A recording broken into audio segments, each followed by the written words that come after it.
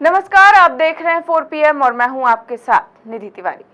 मणिपुर मुद्दे पर जब से विपक्ष अविश्वास प्रस्ताव लेकर आया था, तब से लोग इंतजार कर रहे थे कि पीएम मोदी मणिपुर पर कब बोलेंगे, क्या बोलेंगे। और कल आखिरकार पीएम मोदी संसद में आए, 2 घंटे से ज्यादा का भाषण भी दिया।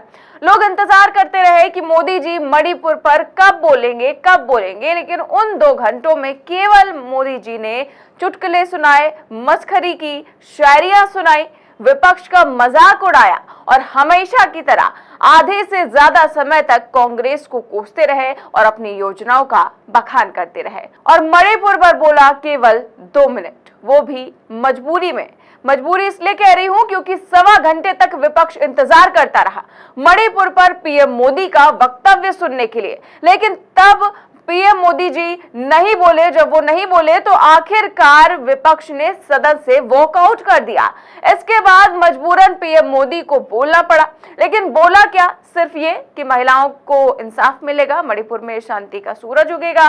और इसके आगे उन्होंने कहा कि अमित भाई यानी कि अमित शाह तो मणिपुर पर सब कुछ विस्तार से बता ही चुके हैं। अरे मोदी जी, क्या प्रधानमंत्री अमित शाह हैं? विपक्ष आपसे बुलवाने के लिए अविश्वास प्रस्ताव लेकर आया था, गृह मंत्री से नहीं। खैर, पीएम मोदी ने बोला।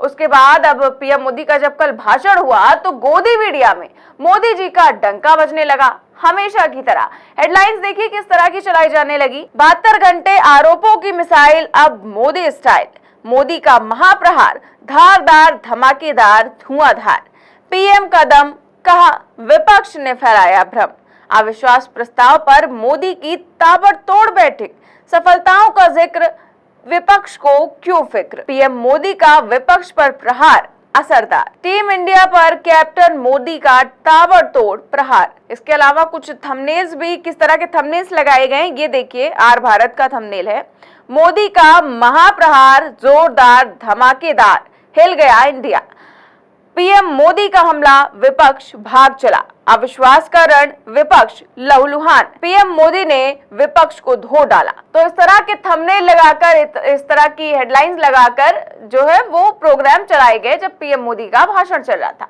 लेकिन हकीकत ये है कि कल संसद में पीएम मोदी की भाषा ने प्रधानमंत्री पद की गरिमा और संसद की मर्यादा को ही तार-तार कर दिया। या यूं कहें कि पीएम मोदी ने खुद कथित तौर पर संसद में गुड़गोबर कर दिया। देखिए पीएम मोदी ने अधीर रंजन चौधरी पर कैसी भाषा का इस्तेमाल किया। लेकिन इस बार अधीर बाबू को क्या हाल हो गया? उनकी पार्टी ने उन्हें बोलने का मौका नहीं दिया। ये तो कल अमित भाई ने बहुत जिम्मेवारी के साथ कहा कि भाई अच्छा नहीं लग रहा है, और आपकी उदारता थी कि उनका समय समाप्त हो गया था तो भी आपने उनको आज मौका दिया। लेकिन गुड़ का गोबर कैसे करना उसमें ये माहिर है। तो पीएम मोदी कह रहे हैं कि अधीर रंजन चौधरी ने गुड़गोबर कर दिया। ये पीएम मोदी की भाषा है। मोदी जी ये तक भूल गए कि विपक्षी नेता अविश्वास प्रस्ताव मणिपुर जैसे गंभीर मुद्दों को लेकर आए हैं, न कि केवल भाषण देने के लिए। लेकिन पीएम मोदी तो पूरे समय केवल चुटकुले सुनाते रहे, विपक्षी दलों का मजाक उड़ाते रहे और किसी राजनीतिक रैली की तरह अपने सांसदों से नारे लगवाने लगे। तो आखिरकार विपक्ष ने सदन से वॉकआउट कर दिया। ये इकोनॉमी को डुबाने की,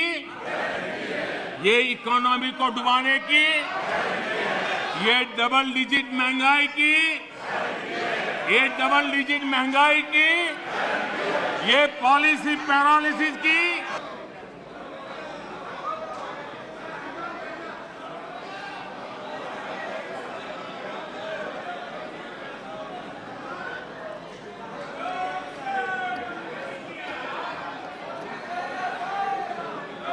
इसके बाद पीएम मोदी कहने लगे कि विपक्ष जो है सदन से भाग गया, उन्होंने मुंह फेर लिया, मैदान छोड़कर भाग गया। इस तरह की वक्तव्य उन्होंने भी दिए और गोदी मीडिया ने भी कुछ ऐसा ही चलाया। लेकिन सोचिए मणिपुर के ऐसे हालात हैं, लेकिन पीएम मोदी इस तरह की भाषा और इस तरह का भाषण संसद में दे रहे हैं।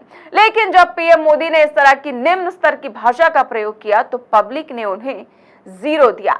जी हाँ, दरअसल न्यूज 24 ने कल एक सर्वे किया और सवाल पूछा अपने ट्विटर पर कि पीएम मोदी के भाषण को 10 में से कितने नंबर देंगे आप। तो कमेंट में बताइए अपनी राय। इसके बाद इसमें ज्यादातर लोगों ने पीएम मोदी के भाषण को क्या दिया, 0। देखिए जरा मैं आपको दिखाती हूँ, ये कुछ स्क्रीनशॉट है। सभी ने, किसी ने 0 दिया है, किसी ने -10 दिया है, किसी ने 3 0 दिया है, तो किसी ने फिर -10 दिया है। इसके आगे देखिए 0 0 0 और एक यूजर ने भी लिखा है कि शून्य की भी एक गरिमा है, वैल्यू है और उसे कम नहीं करना चाहता, इसलिए 0 बिल्कुल नहीं। एक नकारात्मकता, आत्ममुग्धता और नफरती प्रलापों और खून खराबे, बलात्कार जैसी संगीन जुर्म पर चुप्पी, ऐसे नेता के लिए मैं 0 भी खर्चने से परहेज करूंगा।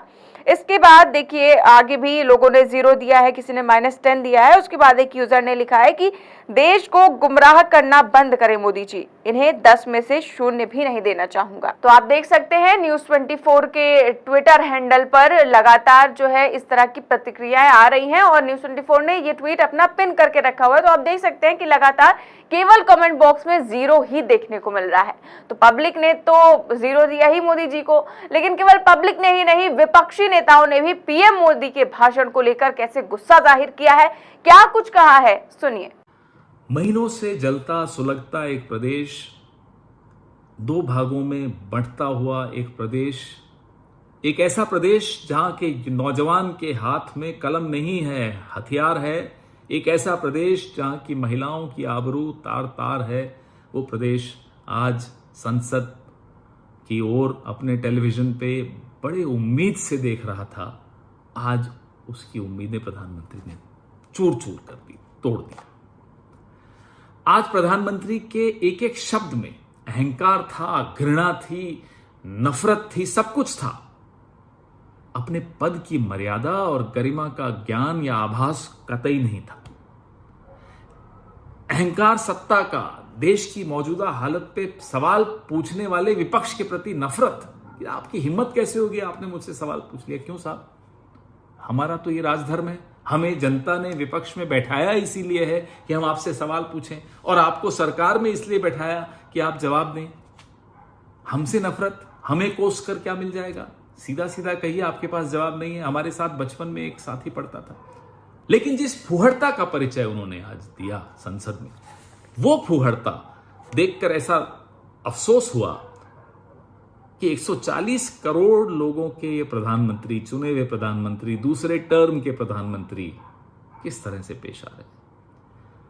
अफसोस इस बात का भी हुआ कि मणिपुर में बैठा हुआ वो कारगिल का वीर जवान जिसकी पत्नी को निर्वस्त्र करके घुमाया गया मणिपुर की सड़कों पर, वो भी ये डिबेट वो देख रहा होगा, पार्लियामेंट की डिबेट। उसके दिल पर क्या गुजरी होगी, मणिपुर के लोगों के दिल पर क्या गुजरी होगी। ये शोभा देता है। ये प्रधानमंत्री का भाषण था। यह भाषण न मणिपुर के लिए था, न देश की जनता के लिए था। यह भाषण हार की कगार पर खड़ी हुई, टूट चुकी अपनी सेना का मनोबल बढ़ाने भर के लिए था। और अक्सर इतिहास में उदाहरण आपको मिलेंगे कि जब भी एक तानाशाह हार की कगार पे खड़ा होता है, वो ज्यादा आक्रामक दिखाई देता है। जब रशिया की आर्मी, सोवियत संघ की आर्मी बर्लिन में भीतर आ चुकी थी, तब भी हिटलर का प्रचार तंत्र रेडियो के माध्यम से जर्मनी की जनता को जोश दिला रहा था कि साहब हम युद्ध जीत चुके हैं। इतिहास में आपको मालूम है उसके बाद क्या हुआ। आज का भाषण प्रधानमंत्री का ठीक उसी तानाशाह जैसा।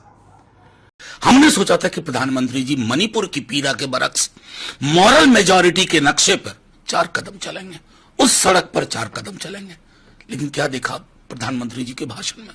तंज, चुटकुला, व्हाट्सएप वाली वो जो टिपिकल सुबह सुबह एक छोटे ग्रुप में चलता है फूहड़ बातें, ये प्रधानमंत्री जी से अपेक्षा नहीं थी। हमारे भी तो प्रधानमंत्री है ना।